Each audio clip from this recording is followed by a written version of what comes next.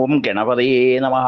ഓം രാമചന്ദ്രായ നമഃ. പ്രിയപ്പെട്ടവരെ, നമ്മളിന്ന് പരിശോധിക്കുന്നത് വാൽമീകി രാമായണം യുദ്ധകാണ്ഡത്തിലെ 47-ാം സർഗമാണ്.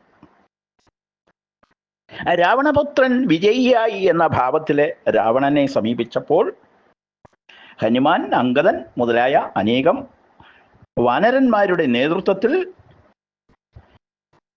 വളരെയേറെ വാനരന്മാർ അവരുടെ ആയുധമായ വൃക്ഷങ്ങളും കയ്യിലേന്തിക്കൊണ്ട് രാമന് ചുറ്റും സംരക്ഷണം നൽകി സ്ഥിതി ചെയ്തു. ഇതേ അനങ്ങിയാൽ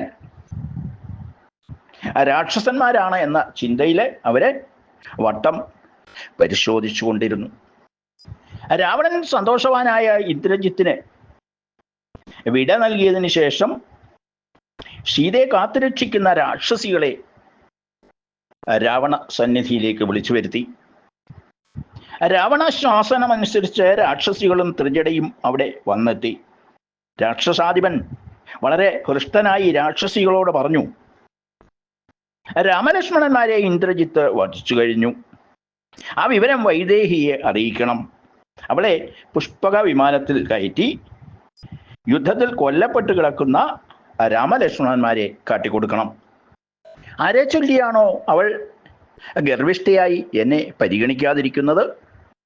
ആ രാമനും രാമന്റെ സഹോദരനും യുദ്ധമധ്യത്തിൽ വധിക്കപ്പെട്ടു കഴിഞ്ഞിരിക്കുന്നു.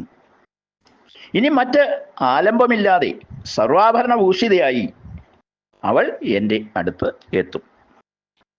രാവണ ഭാഷിതം കേട്ട് ശരി എന്ന് പറഞ്ഞുകൊണ്ട് രാക്ഷസിമാർ പുഷ്പകമിരിക്കുന്ന സ്ഥലത്തേക്ക് പോയി. അത് സീത ഇരിക്കുന്ന സ്ഥലത്ത് എത്തിച്ച് ത്രിജടയോടുകൂടി സീതയെ അതിൽ കയറ്റി. രാവണൻ ലങ്ക മുഴുവൻ അലങ്കരിക്കുകയും ഇന്ദ്രജിത്ത് യുദ്ധത്തിൽ രാമലക്ഷ്മണന്മാരെ വധിച്ചുവെന്ന് കൊട്ടിയറിയിക്കുകയും ചെയ്തു. ത്രിജടയോടുകൂടി സീത പുഷ്പക വിമാനത്തിൽ വനര സൈന്യം വീണ് കിടക്കുന്നത് കാണാനിടയായി. രാക്ഷസന്മാർ ആഹ്ലാദിച്ചു മതിക്കുന്നതും രാമലക്ഷ്മണന്മാരുടെ പാർശ്വത്തിൽ വാനരന്മാർ ദുഃഖാർത്തരായി ഇരിക്കുന്നതും സീത കണ്ടു.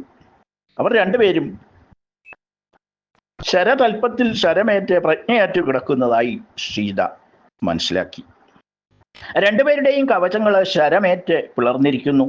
വില്ലുകളിൽ നിന്ന് അമ്പുകൾ വഴുതി വേർപെട്ട് കിടക്കുകയാണ്.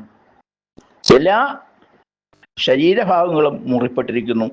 നിലത്ത് ശരശയ്യയിലാണ് അവർ കിടക്കുന്നത്. ആ കാഴ്ച കണ്ട് സീത വളരെയേറെ ദുഃഖിതയായി വിലപിക്കുവാൻ തുടങ്ങി. ശ്രേഷ്ഠരായ ആ ഭ്രാതാക്കളെ കണ്ട് അവർ വധിക്കപ്പെട്ട് കിടക്കുകയാണ് എന്ന് ധരിച്ച് സീത ദുഃഖമഗ്നയായി കണ്ണീർ പൊഴിച്ചുകൊണ്ട് ചിന്തയിൽപ്പെട്ടു. ഇത്രയും വിവരങ്ങളാണ് ഈ സർഗത്തിൽ പ്രതിപാദിച്ചിരിക്കുന്നത്.